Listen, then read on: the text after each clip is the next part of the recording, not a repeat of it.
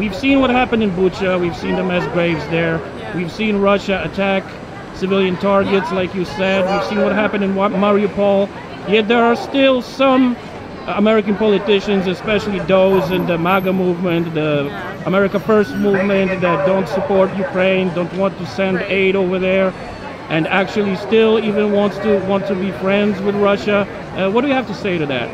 Well, I would encourage them to, one, if they don't believe what's happening, go visit, speak to the people who are from Ukraine, speak to the citizens, Ukrainian Americans who vote here, but we still feel strongly about it.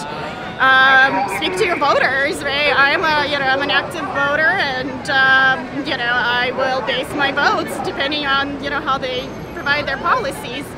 And I hope that regardless whether you're left, right, Democrat, Republican, whatever, independent, you still want to support democracy, and you don't want to support dictators and terrorists who are perpetuating acts of aggression. Like, hopefully America is still that beacon for democracy, so ultimately you should support that regardless of which way your votes lean here.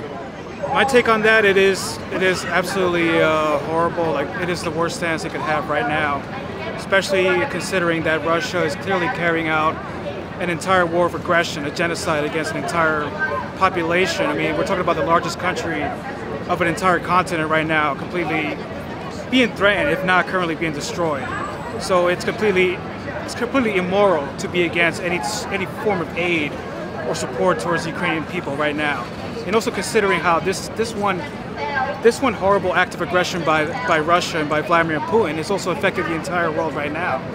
Like, it is affecting Ukraine. That alone should be enough to support them and provide them whatever aid they need. But also the way it's affecting the food supply throughout the world, especially in Africa and countries in the Middle East, and even this country as well. I mean, like, it's completely immoral and just completely ludicrous not to support them in any way, and not to actually condemn Russia, and even worse, to side with Russia. I mean, why would you do that? We're talking about we're talking about a war of aggression, which is pretty much the reason why the Nazis were hung in Nuremberg after World War II.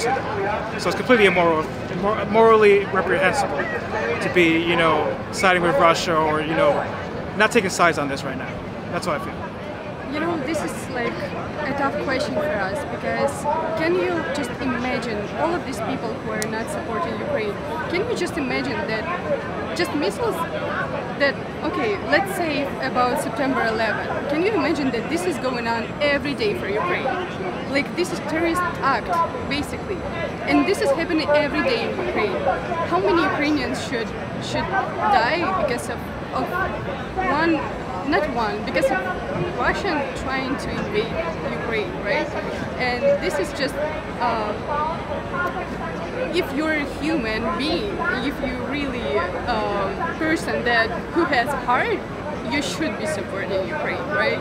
And but some people look on the news and it's so far from them, and I think they just don't understand what are we feeling, right? Feeling, yes, because for example, I was there 3 days ago, and I understand, I feel all this pain, and I see this place, this destroyed building, and family without building, without family, without nothing. And I think that people who just see it on TV just don't understand.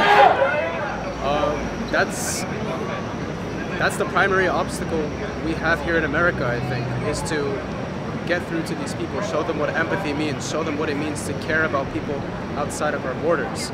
And so we need to have these sustained protests, this sustained presence all across the country and all across the world, to protrude through more media, to protrude through more circles of influence for people to actually understand. I understand that the atrocities in Bucha, Mariupol, and other places, they could be very sensitive, but they need to be shared as widely as possible. People need to see what's happening in order for them to be able to empathize. Well, my take is that, as in every democratic country, multiple opinions may exist within society. As long as this kind of opinion remains on the margins of the American political elites, I think it's fine, again, as we are a democratic society. Obviously, I don't share this kind of opinion. I do believe that Ukraine deserves as much support as it can get, not only from the US, but from other societies as well and countries around the world. Just because if Ukraine is not helped today, we don't know who will be next tomorrow. So it's very important to stop, to make sure that the aggressor is stopped, and to save as many lives as possible. And to do that, obviously, we require help. Thank you so much. Sure.